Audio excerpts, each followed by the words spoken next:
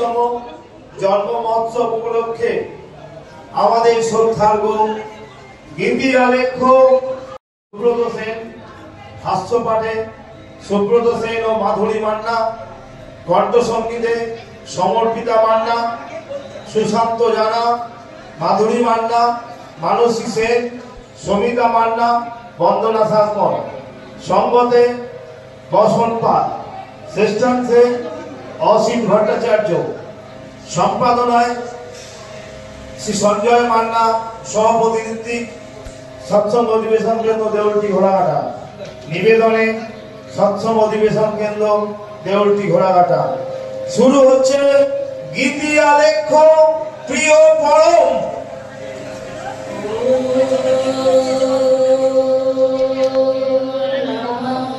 ভগবতে শিব চন্দ্রায়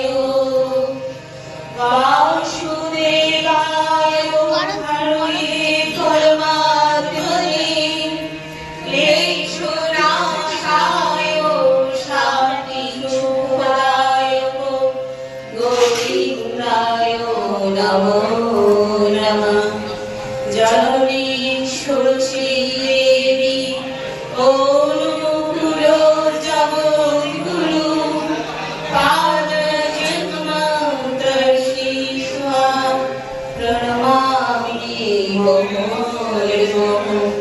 ব্রহ্মমার্গ প্রদর্শকম প্রেম ভক্তি বিনায়কম শান্তি শোষি বিধায়কম আচার্য বিদ্যুৎ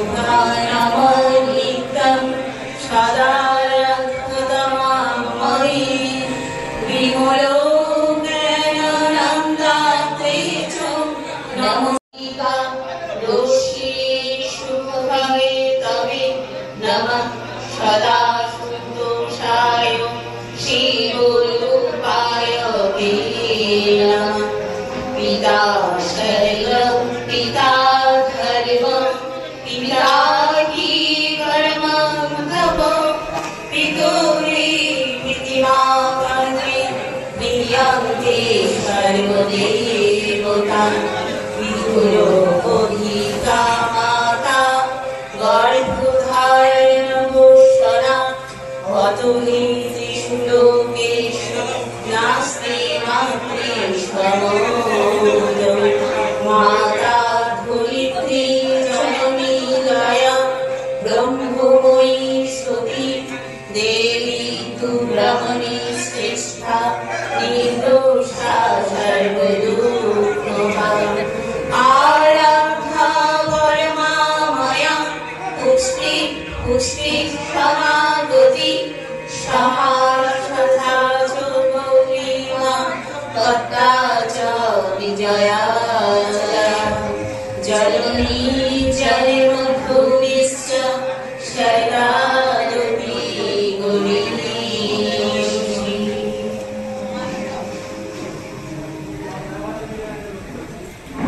পাবনা জেলার হিমায়তপুর গ্রামে এক সময় বাস করতেন পরম পূজনীয় প্রাতঃস্মরণীয় শিবচন্দ্র চক্রবর্তী মহাশয় আর তার ভক্তিমতী স্ত্রী মনমোহনী দেবী। মনমোহনী দেবী ছোট থেকেই প্রগাঢ় ভক্তি এবং ঈশ্বরে গভীর বিশ্বাস। 8 বছর বয়সে তিনি পণ্ডিত ভগবান শিরোমণির কাছ থেকে দীক্ষা নেন। ভক্তিমতী মনমোহনী দেবী প্রতিদিন রাতে গৃহদেবতা রাধা মদন মোহনকে ডাকতে ডাকতে ঘুমিয়ে পড়তেন। একদিন স্বপ্নে শুনলেন, মনো নাম নিবি যে? জেগে উঠেন, বিস্ময়ে বিহ্বল হয়ে দেখলেন এক জ্যোতির্ময় মূর্তি, আর তার মাঝে 4 অক্ষরে স্বর্ণাক্ষরে লেখা আপ্লুত নাম। গুণমূর্তি ধ্যান করে স্বপ্নাদিষ্ট নাম জপ করতে থাকেন এবং গভীর তপস্যায় মজে রইলেন তিনি। তুমি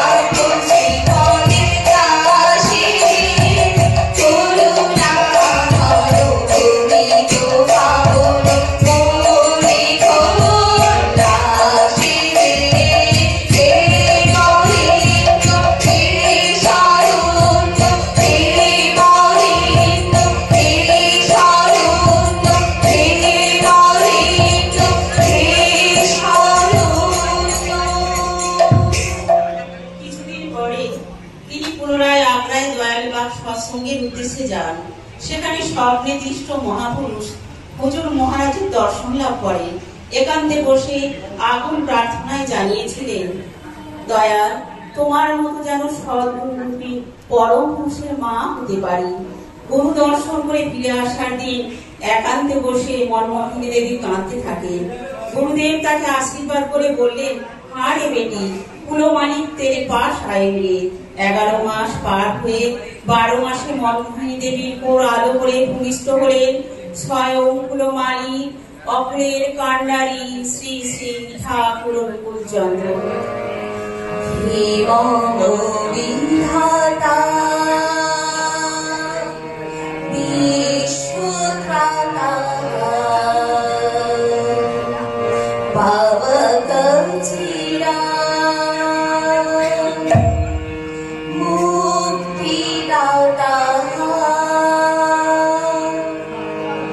দীপ সুন্দরা জ্যোতি প্রজ্জ্বল পতিত পাবন বিশ্বপিতা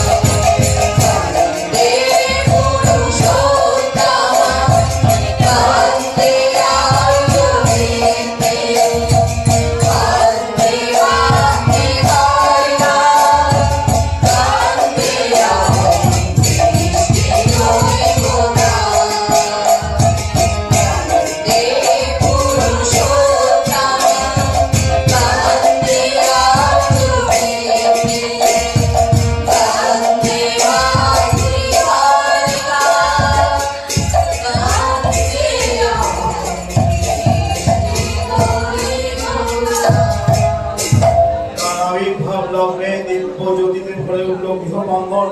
জেলেরা তখন পদ্মায় মাছ ধরছে, তাদের চোখে পড়লো সেই জ্যোতির ঝলক।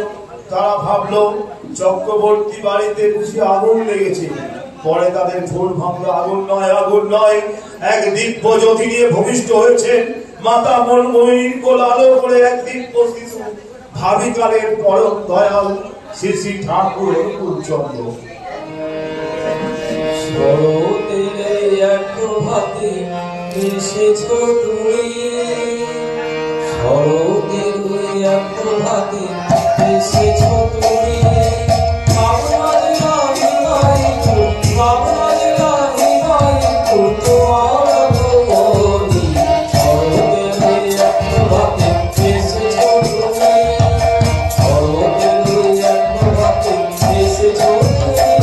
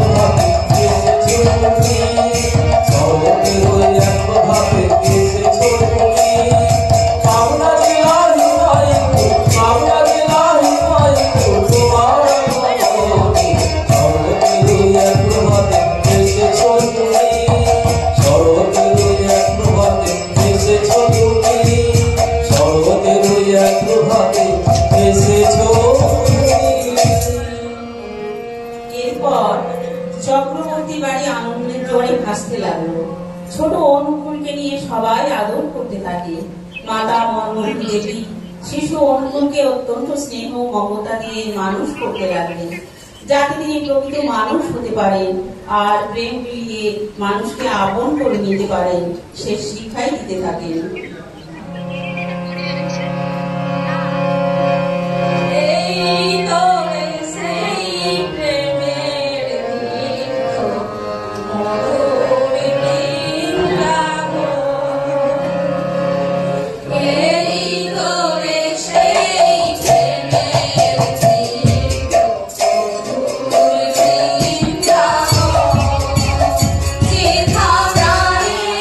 ঠাকুর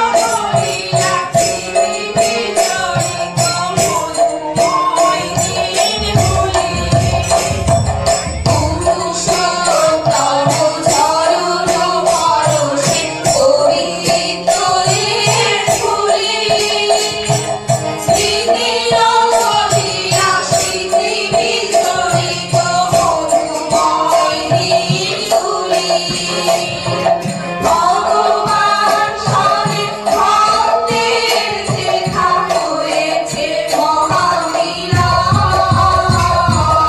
এই করে সেই প্রেমের তীর্থ মধুর বৃন্দাবন। এই করে সেই প্রেমের তীর্থ মধুর বৃন্দাবন। যেথা প্রাণের ঠাকুর প্রাণময় হয়ে দিয়েছে দর্শন। এই করে সেই প্রেমের তীর্থ মধুর বৃন্দাবন। এই করে সেই প্রেমের তীর্থ মধুর বৃন্দাবন। এই করে সেই প্রেমের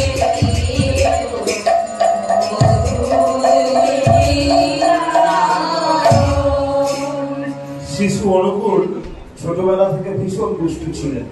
একদিন মাতা মনমোহনী দেবী শিশু অনুকূলকে নিয়ে গেলেন গ্রামের এক কবিরাজের বাড়ি। কবিরাজ চিকিৎসার জন্য বাড়িতে কিছু বিষ বড়ি তৈরি করে রৌদ্র শুকনো করতে দিয়েছিলেন। এরপর শিশু অনুকূল খেলার সময় অনেকগুলি বিষ বড়ি খেয়ে ফেললেন। কিছুক্ষণ পর কবিরাজ দেখলেন যে ৮-১০টি বিষ বড়ি শিশু অনুকূল খেয়ে ফেলেছে। মনমোহনী দেবী হাউতাস করতে শুরু করলেন এবং ভীষণ চিন্তিত হয়ে পড়লেন। আর শিশু অনুকূল অবলীলাক্রমে খেলে চলেছে, তার কোনো ভূক্ষেপ নেই, কারণ তিনি তো নীলকণ্ঠ, বিষকেও তিনি কণ্ঠে ধারণ করতে পারেন। শৈশবে একদিন কেমন করে যেন অনুকূলের পায়ে ব্যথা লেগেছে, কেটেও গেছে, যন্ত্রণা হচ্ছে, খুব চলতে কষ্ট হচ্ছে। একদিন স্কুলে যাওয়ার সময় হয়ে গেছে, এদিকে কি করে স্কুলে যাবে ভাবছেন বালক অনুকূল। মা বললেন না, ও কিছু হয়নি, স্কুলে যেতেই হবে। মা যখন বললেন বেশি কিছু হয়নি, নিশ্চয়ই বেশি কিছু হয়নি। ভাবতে ভাবতে সে ব্যথার অনুভূতি আশ্চর্যজনক ভাবে দূর হয়ে গেল। না, আর কিছুই কষ্ট নেই। মায়ের প্রতি অচলা ভক্তি, খুব অল্প সময়ের মধ্যেই মায়ের ব্যথা ও ক্ষত নিরাময় হয়ে গেল। দূর করে দেয় সকল ক্লান্তি,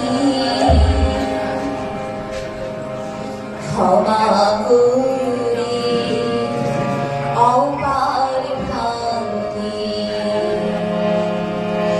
মায়ের পায়ে সকল শান্তি আসে জীবনে। মাকে ছাড়া বাঁচে কে প্রাণী?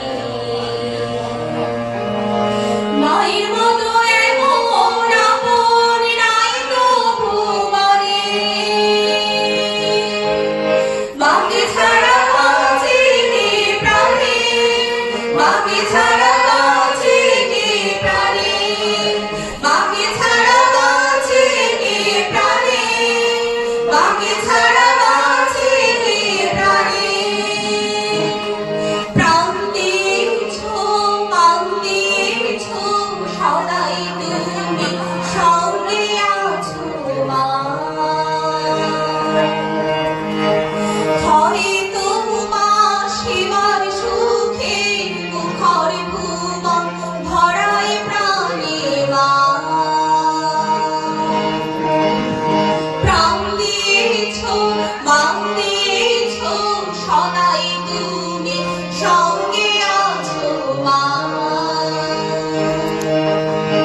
হয়তো মা সেবার সুখে মুখর ভুবন ভরায় প্রাণে মা।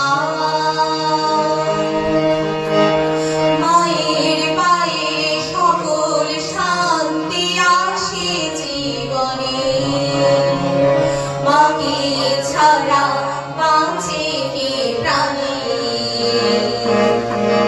মায়ের মতো এমন আপন নাই তো ভুবনে। মাকে ছাড়া বাঁচে কে প্রাণী? মাকে ছাড়া বাঁচে কে প্রাণী? মাকে ছাড়া বাঁচে কে প্রাণী? মাকে ছাড়া বাঁচে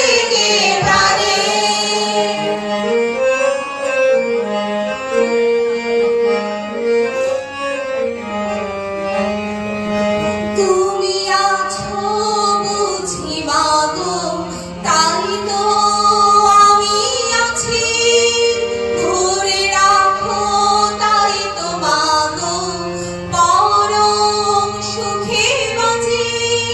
তুমি আছো বুঝি মাগো, তাই তো আমি আছি, ধরে রাখো তাই তো মাগো পরম সুখে বাঁচি। মায়ের পায়ে সকল শান্তি আসে জীবনে, মাকে ছাড়া বাঁচে কে প্রাণে। মায়ের মতো এমন আপন নাই তো ভুবনে, মাকে ছাড়া বাঁচে কে প্রাণে, মাকে ছাড়া বাঁচে কে প্রাণে, মাকে ছাড়া বাঁচে কে প্রাণে, মাকে ছাড়া বাঁচে কে প্রাণে। শ্রী শ্রী ঠাকুর সর্বপ্রকারে মানুষকে বাঁচাতে চাইছেন। একটি মানুষও যাতে অকালে ঝরে না পড়ে সেই কথা চিন্তা করে ধাপে ধাপে তিনি দেহের চিকিৎসা, মনের চিকিৎসা এবং সর্বশেষ বাঁচার মন্ত্র সৎনাম প্রদানের ব্যবস্থা করলেন। দীক্ষার মাধ্যমে প্রত্যেকটি মানুষকে ইষ্ট আদর্শ বা সদ্গুরুতে নিরবিচ্ছিন্নভাবে যুক্ত করতে হবে, কারণ সদ্গুরুর প্রতি সৎনামের মরণ বা যাজন অকাল মৃত্যু জয়ের পরম ও সর্বশ্রেষ্ঠ হাতিয়ার। তাই তো উনি সমস্ত ভারতবাসীকে জেগে ওঠার কথা বলেছেন। ওঠো, জাগো, এগিয়ে যাও, মেপে দেখতে যেও না যে কত দূর এগিয়েছো, তাহলে আবার পিছিয়ে পড়বে। জাগার লগন এলো, তোরা জাগনা রে। জাগার লগন এলো, তোরা জাগনা রে। জাগার লগন এলো, তোরা জাগনা রে। পৃথিবী বিশাল মহল জুড়ে, জাগরিয়ে যায় জীবন জুড়ে। পৃথিবী বিশাল মহল জুড়ে,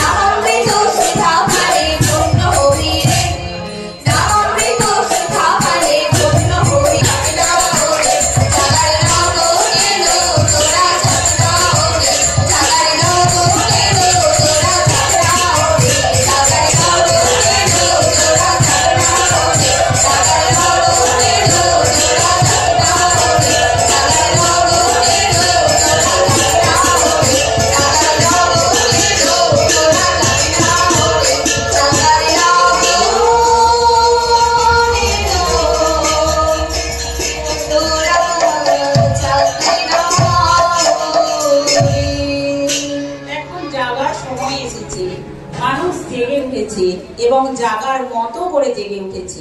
প্রিয় পরমের সান্নিধ্যে এসে মানুষ জীবনের সব ভুল ভ্রান্তিগুলো বুঝতে পেরেছে। জীবনে চলার পথে যাকে ধরলে সব দুঃখ দুর্দশা নিরসন হয়, তাই তাকে জীবনে আগে গ্রহণ করতে হবে। তবে তো মানুষ বুঝতে পারবে প্রিয় পরমের কি অপার করুণা। আমাদের মতো পাপিতাপীদের তিনি কিভাবে ক্ষমা করেন এবং রক্ষা করেন। होगा तेरा बेड़ा पार मनवारे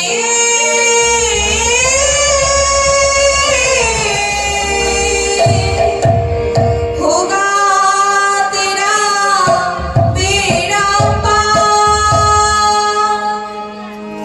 आशन सजाएंगे तो मिटाएंगे आशन सजाएंगे वो मिठाएंगे आसन सजाएंगे वो मिठाएंगे आसन सजाएंगे वो मिठाएंगे करे तो कोटि जुहार बनेगा होगा तेरा बेड़ा पार होगा तेरा बेड़ा पार होगा तेरा बेड़ा पार होगा तेरा बेड़ा पार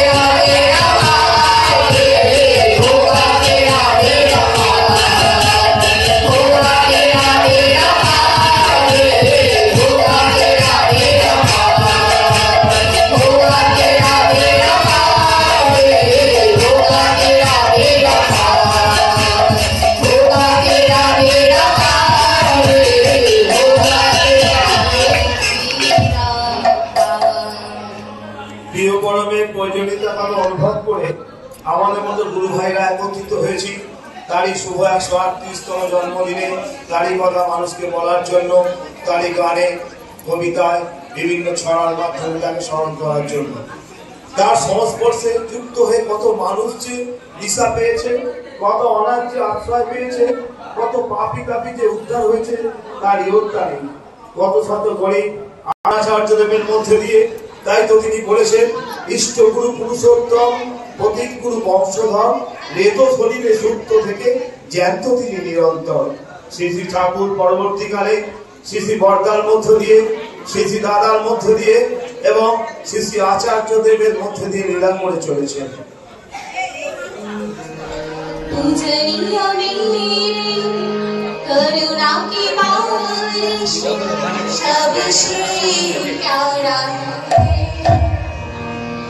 आपसे सीखा जीवन चलना सबसे प्यारा है, वही प्यारा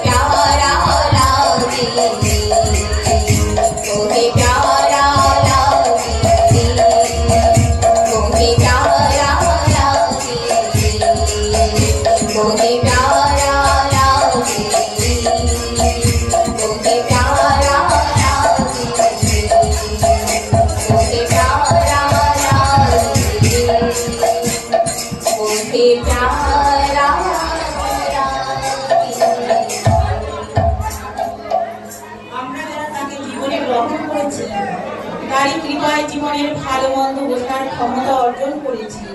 আমরা কেউ যেন তার আশীর্বাদ থেকে বঞ্চিত না হই।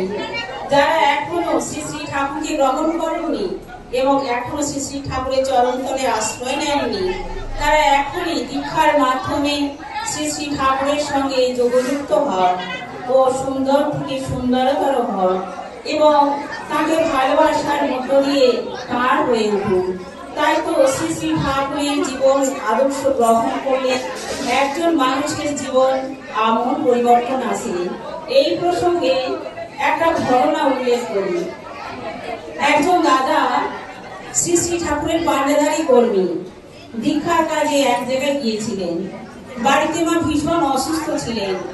হঠাৎ দেখা গেল তার মোবাইল বাজছে। মোবাইলের অপর প্রান্তে তার বোন বলল, তার মায়ের অবস্থা গুরুতর, আপনি প্লিজ তাড়াতাড়ি বাড়ি আসুন। দাদাটি তখন কিংকর্তব্য বিমূঢ় হয়ে কি করবেন ভাবছেন। সেইভাবে তৎক্ষণাৎ তার গাড়িটি ঘুরিয়ে নিয়ে বাড়ির দিকে আসছিলেন।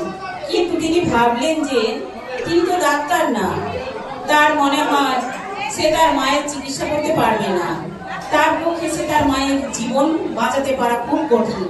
এই অবস্থায় তিনি ভাবলেন, আমি সেই কাজটি করি যে আমার মাকে বাঁচায়, মায়ের জীবন বাঁচাতে পারি। তাই তো ঠাকুর বললেন, অন্যে বাঁচায় নিজে থাকে, ধর্ম বলে জানিস থাকে। ধর্মে সবাই বাঁচে বাড়ে, সম্প্রদায়টা ধর্ম নাড়ে। সেই দাদাটি দীক্ষার কাজ সম্পন্ন করে বাড়ি ফিরলেন এবং বাড়িতে এসে জানতে পারলেন তার মা সম্পূর্ণ সুস্থ, এবং তাকে জিজ্ঞাসা করছেন কতজন দীক্ষা দিন। এমনই হয় আমাদের প্রিয় কর্মের সংস্পর্শে এলে আমরা সকলে প্রতিশ্রুতিবদ্ধ হই যে অভ্যুত্থানমধর্মস্য তদাত্মানং সৃজম্যহং পরিত্রাণায় সাধূনাং বিনাশায় চ দুষ্কৃতং ধর্ম সংস্থাপনার্থায় সম্ভবামি যুগে যুগে।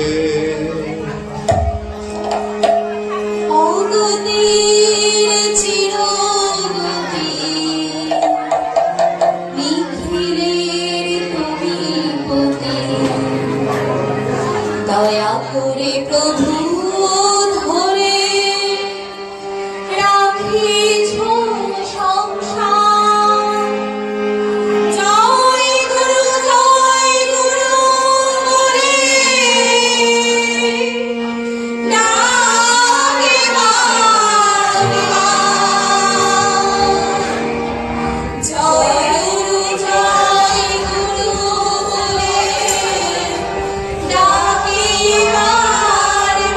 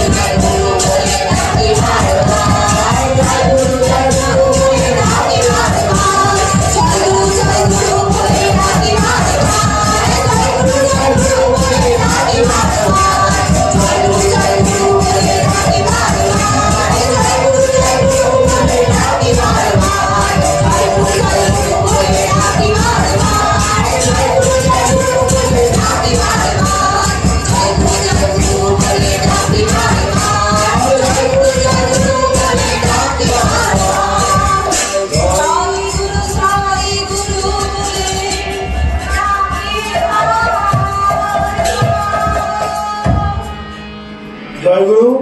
আমাদের গেদি আরেক প্রিয়